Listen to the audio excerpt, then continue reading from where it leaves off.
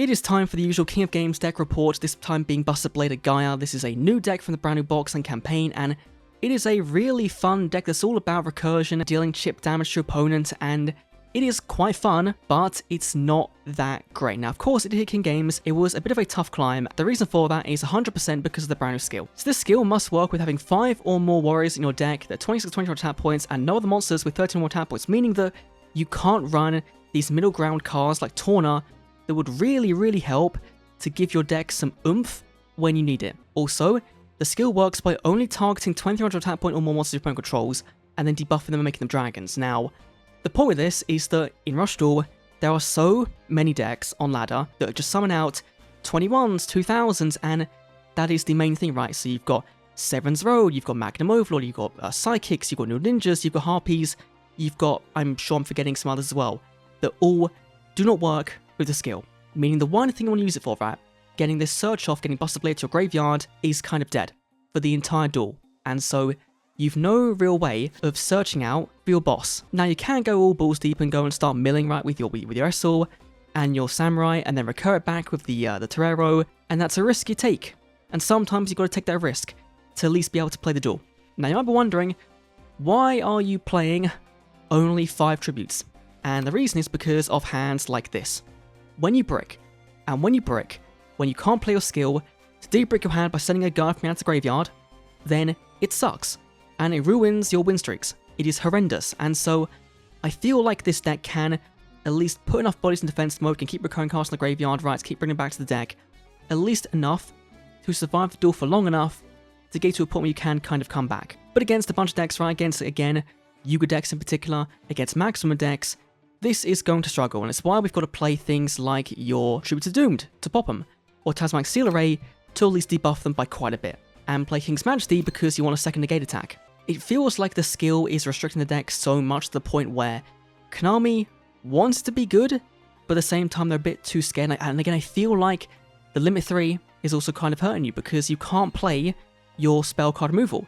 It's kind of like Harpies, but Harpies are a way stronger deck than this is. Just way stronger. But new card-wise, right, we've got 2 new cards in the deck aside from the Swift GAIA. We've got the Witness Dragon Destroyer, which is a really powerful card, just getting you back access to a Buster Blader. You loop with your Toreros and your Seal Arrays. Also, not a new card in the box, but relatively new in terms of being out in a Super, I believe it was, is Yumashima Warrior. Now, this is so big, right? You shuffle back a 0 attack in a graveyard. Gonna be our GOAT. He is insane. You make a Warrior, when it attacks, your opponent can't play trap cards, and so this is gonna be your main way of dealing with your opponent's monsters, right? Because you'll summon your Buster Blader, you'll do a debuff, you'll summon this, and you'll attack in. You get around the big monster, and then they're kind of forced to waste a negate attack on a not so big attack. And that is huge. That's won me so many games, and is why we're playing 2 of this. I've seen people play 1 of this. This is going to come in real clutch. Also, we're playing the Heavenly Bliss. This has been an in and out card in the deck. I've been replacing it with Prince of Recital or the Snowy Trap card one, right? The one that bounces the card back to the deck.